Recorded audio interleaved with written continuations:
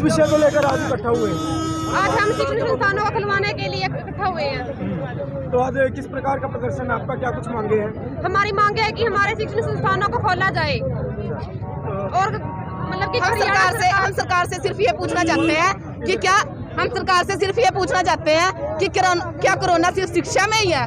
वैसे कहीं कोरोना नहीं है। हम अपनी पूरी गाइडलाइन जो भी गाइडलाइन जारी की है सरकार ने, हम वो पूरी गाइडलाइन अपनी पूरी तरीके से फॉलो कर रहे हैं, लेकिन फिर भी शिक्षा खुली नहीं है। सब चीज़ खुली है, सिर्फ शिक्षा ही बंद है। क्या कोरोना शिक्षा से फैलता है? मैं सरकार से अनुरोध करना चाहूँगी कि शिक्षा भी खोली जाए, जैसे अगर हो तो लॉकडाउन पूरा हो, वरना शिक्षा खोली जाए। तो आज सड़कों पर उतरे हैं, किन अधिकारियों से मिलेंगे आज हम डीसी साहब से मिलेंगे, उनको अपना विज्ञापन सौंपेंगे, उनसे हम अनुरोध करेंगे कि हमारी जो भी हमारी शिक्षा है वो खुलवाई जाए।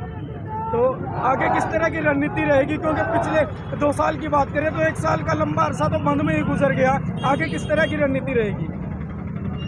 हम यही बोलेंगे उनको कि जैसे हमारे पेपर आते हैं चले जाते हैं, लीक हो जाते हैं, क्या कुछ बच्चे ऐसे होते हैं जो सुसाइड तक कर लेते हैं।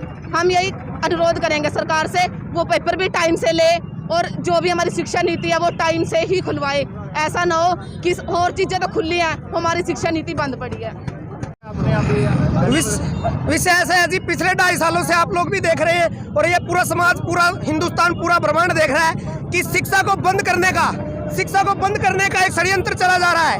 एक स्कीम के तहत, एक षड्यंत्र के तहत शिक्षा को डुबोने का कार्य किया जा रहा है। हर महीने ये गाइडलाइन दे दी जाती है कि शिक्षण संस्थानों को बंद कर दिया जाए। सारा बाजार खुला है, चुनाव चल रहे हैं। क्या चुनाव में कोरोना नहीं आता? पहली लहर, दूसरी लहर, तीसरी लहर, चौथी लहर, उसके बाद 5वीं लहर के नाम पर लगातार शिक्षा को डुबाने का कार्य किया जा रहा है। क्या ये कोरोना सिर्फ छात्रों के लिए है? क्या ये कोरोना सिर्फ शिक्षण संस्थानों के लिए है? जब गाइडलाइन के तहत चुनाव हो सकते हैं, क्या गाइडलाइन के तहत शिक्षण संस्थान नहीं खुल सकते?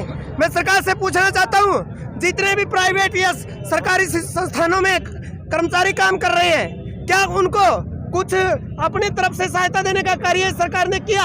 अपनी तरफ से ऑर्डर दे देते हैं, क्योंकि उनकी भरपाई तो हो रही है। वो अपने भत्ते दिन प्रतिदिन बढ़ाते जा रहे हैं, जबकि शिक्षण संस्थानों में कार्य करने वाले छात्रों, पढ़ने वाले छात्रों की तरफ और कर्मचारियों की तरफ सरकार का कोई ध्यान नहीं है। एक ही गाइडलाइन दे दी जाती है कि शिक्षण संस्थानों को बंद कर दिया जाए। नए साल पे हरियाणा सरकार ने हरियाणा के छात्रों को बहुत ही नायाब तोहफा दिया था, और वो तोहफा ये था, एक तानाशाही फरमान जारी किया था स्कूल, कॉलेज, यूनिवर्सिटीज और ITI को बंद करने का। मैं आप सभी को बता दूं कि हम इस फैसले के विरोध में 6 जनवरी को हिसार में प्रदर्शन कर चुके हैं और DC को ज्ञापन सौंप चुके हैं। 10 जनवरी को हम जींद में ज्ञापन सौंप चुके हैं DC को और प्रदर्शन कर चुके हैं। इसी कड़ी में आज हम RKSD कॉलेज से चल करके DC ऑफिस तक जा रहे हैं और DC साहब को इस फैसले के विरोध में ज्ञापन सौंप रहे हैं। हमारा सरकार से मांग है कि शिक्षण संस्थानों को खोला जाए। 77 और तो शिक्षण संस्थान है वो कोरोना नियमों का बिल्कुल पालन करेंगे। जब चुनाव कोरोना नियमों के तहत हो सकते हैं तो जो है शिक्षण संस्थान क्यों नहीं खुल सकते? शिक्षण संस्थान कोरोना नियमों के तहत बिल्कुल खुले जा सकते हैं।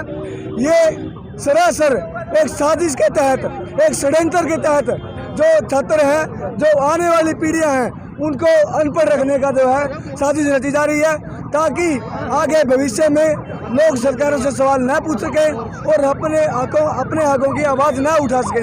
हमारी सरकार से मांग है कि जल्द से जल्द जो है स्कूल, कॉलेज, यूनिवर्सिटीज़ और ITI और सभी शिक्षण संस्थानों को खोलने का काम करे, ताकि जो है सुचारू रूप से ऑफलाइन कक्षाएं जो है स्टार्ट हो सके।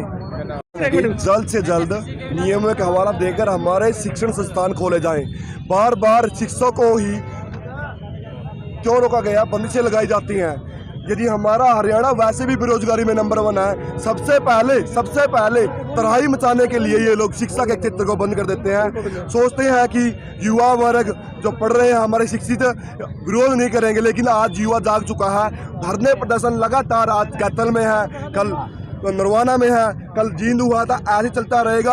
और हमारी सरकार से मांग है और डीसी महोदय जो भी जिस जिले से है, हमें नियमों का हवाला देकर, गाइडलाइनें की बंदी से देकर हमारे शिक्षण संस्थान ओपन करवाया जाए। वैसे ही भी हमारे 2 साल खराब हो चुके हैं कोरोना में, हमें कोई उम्र में छूट नहीं दी गई है। हमारा क्या फ़ायदा हुआ पढ़ने का? भर्तियाँ निरंतर लटक रही है सरकार में, कोई भर्तियाँ नहीं करवा रही है करप्ट सरकार। बोलते हैं बिना खर्ची बिना पर्ची। हाल ही में CET ग्राम सचिव का पेपर था जो 7 जनवरी को होने वाला था, और इन्होंने नियमों का हवाला देकर ये भर्ती पूरी तरह से रद्द की। और कल ही हमारे सेक्रेटरी का बयान आया कि जो पिछली भर्तियाँ पूर्णतः रद्द कर दी जाती है। हमारे 100 रुपए जो इन्होंने फार्म फीस के रूप में लिए हुए हैं वो इन्होंने जब्त कर लिए।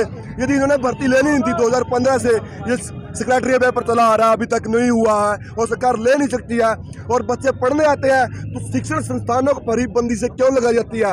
हम ये नहीं कहते कि आप लोग रैलियां ना करो, करो धड़ल्ले से करो, यदि लेकिन हमारे शिक्षण संस्थानों को भी ओपन करो।